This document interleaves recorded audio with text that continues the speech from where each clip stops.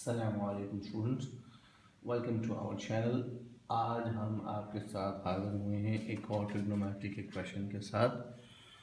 देखते हैं इस क्वेश्चन में आपसे क्या पूछा जा रहा है। Look at the diagram. इस डायग्राम में सारी इंफॉर्मेशन मौजूद है।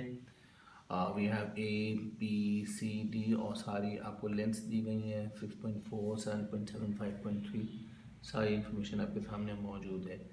और अब आपसे पूछा जा रहा है एंगल डी ए सी क्या होगा। Yes, D A C means ये आपसे डिमांड कर रहे हैं इस एंगल को कैलकुलेट करने के लिए।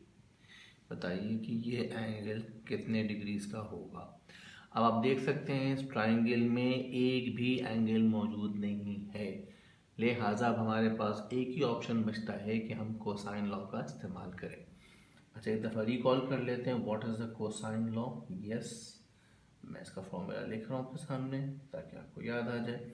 लेकिन एग्ज़ाम में इस फॉर्मूला को लिखने की कोई हैसियत नहीं है, कोई मार्क्स नहीं मिलेंगे, एक्स्ट्रा कुछ भी नहीं हुआ, लिहाजा वहाँ पर फॉर्मूला बार बार लिखकर स्पेस को ज़ाया मत कीजिएगा। Right, this is the most important thing कि वहाँ पर आपके पास स्पेस बहुत लिमिटेड होती है, इसलिए उस लिमिटेड स्पेस को अननेसेसरी काम के लिए ज़ाया मत कीजिए।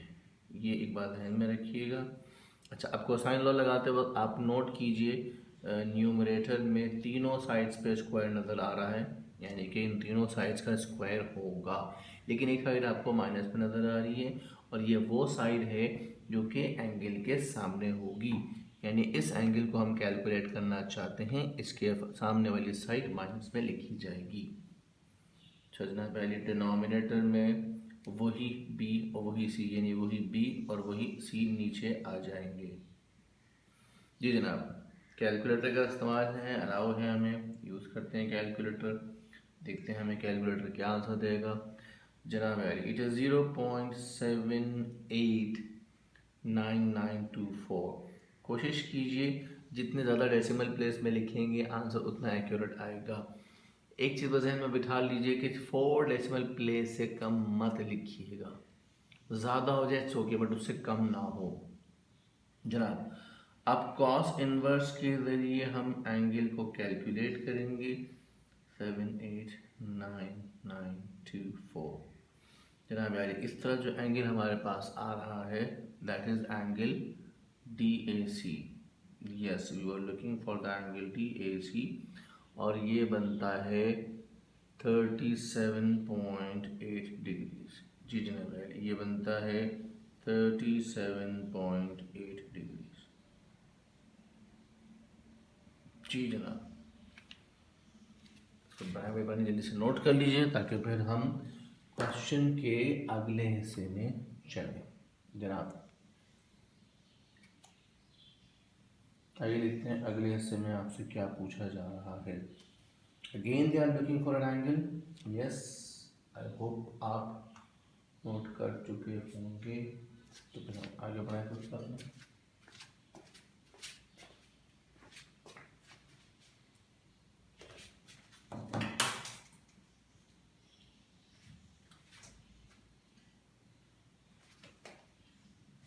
यस, यस आप लोग नोट कर चुके हैं और बस हम यही चाहते जल्दी से आप लोग नोट कर लें ताकि फिर हम क्वेश्चन को शुरू करेंगे। Yes, we are looking for the next part. जी, मैं बोर्ड क्लियर कर देता हूँ, आप लोग नोट कर चुके हैं।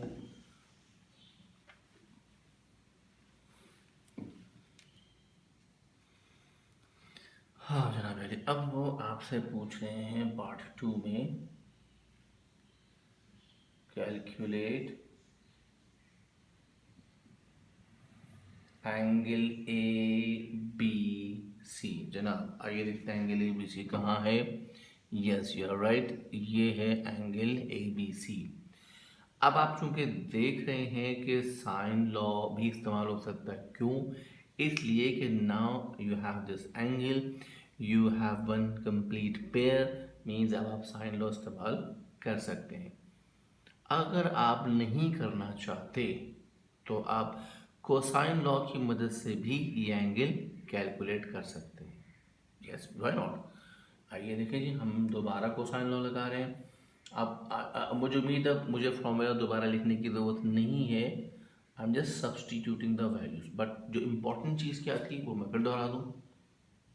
न्यूमरेटर में तीनों साइड का स्क्वायर आएगा, लेकिन जो साइड एंगल के सामने है उसको हमेशा माइनस में लिखा जाता है। यस, आइए देखते हैं। Mean 6.4 square plus 9.7 square minus 5.3 square. जी जनाब, ये हमने एंगल के सामने वाली साइड को माइनस में लिख दिया।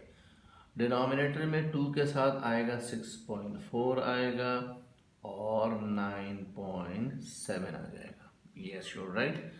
आइए जनाब इसको कैलकुलेट कर लेते हैं जल्दी से, देखते हैं क्या रिजल्ट बनता है हमारे पास। या 6.4 square plus 9.7 square minus 5.3 square divided by 2 times 6.74 times 9.7। तो जनाब ये बनता है 0.0861469। This is the angle cos theta. अब जनाब कॉस इनवर्स के ज़रिए से इस एंगल को कैलकुलेट करेंगे, दैट इज़ 0.8611469। जनाब तो ये अब हम इन्वर्स मालूम कर लेते हैं इस एंगल का। तो ये बनता है 30.5। यस, एंगल कौन सा था जनाब? ये था एंगल ABC। तो ये बनता है 30.5 degrees. This is the required angle ABC। जी जनाब, इसको नोट कर लीजिए ताकि फिर हम आपके साथ शेयर करें इस क्वेश्चन का अगला हिस्सा। जी जनाब, उम्मीद करता हूँ आप उसको जल्दी नोट कर रहे होंगे।